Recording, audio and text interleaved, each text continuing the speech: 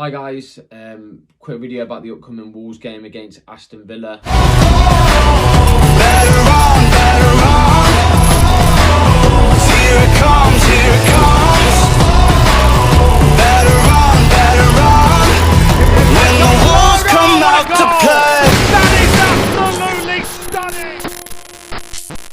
At the moment, bad news that Ruben Neves is out for potentially, well, nearly the whole season. Definitely the whole of this month, potentially back in May.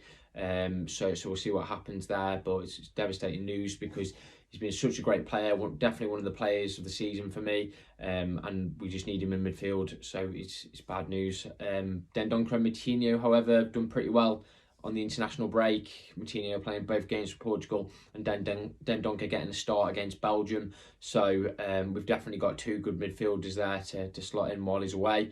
I don't think we'll see 3-4-3 against Villa. I think we'll see a 5 in the middle there, and potentially maybe Kundl. Some say maybe Trincao as the middle player in the three of the midfielders. For me, I think it's more likely going to be Kundl, but let's see what happens.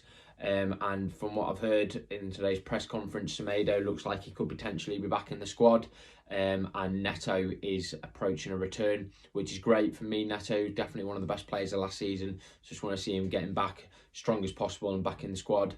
But from what I've heard, international, quite a few players went away and they've all come back, and there's not been any further injuries, which is great news. Hwang played for South Korea twice, did pretty well. And I know Fabio played for the Portugal under-21s team and got quite a decent goal, I think anyway, for them. So that will really give them some positivity going into the Villa game. I think we will probably see him start. I think it might be him and Podence. I think it'll be a 3-5-2 and him and Podence, Fabio Silva and Podence, the two up front.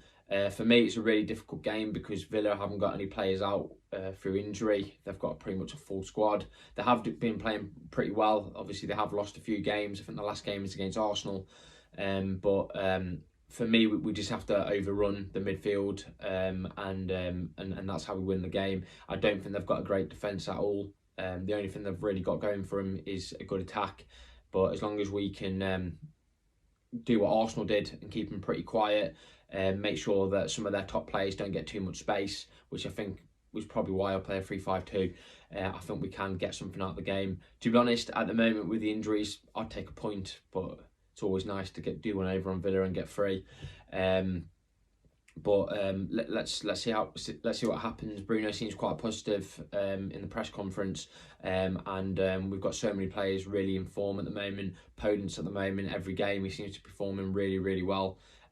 For me, I don't know what we're going to do in defence. Saiss has had a few off games. He had a few mistakes in the Leeds game which cost us.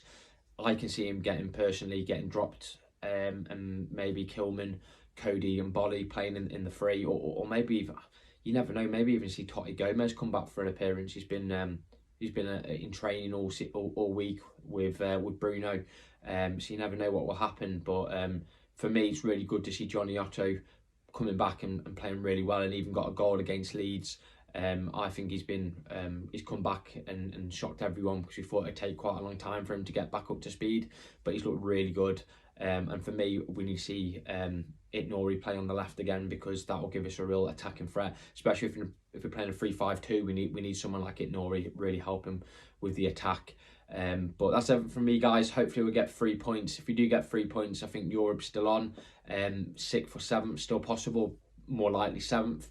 But I think we really need to get something out of the game. Even a point, I think we can still do okay, because that will only put us 3 points behind West Ham if they lose.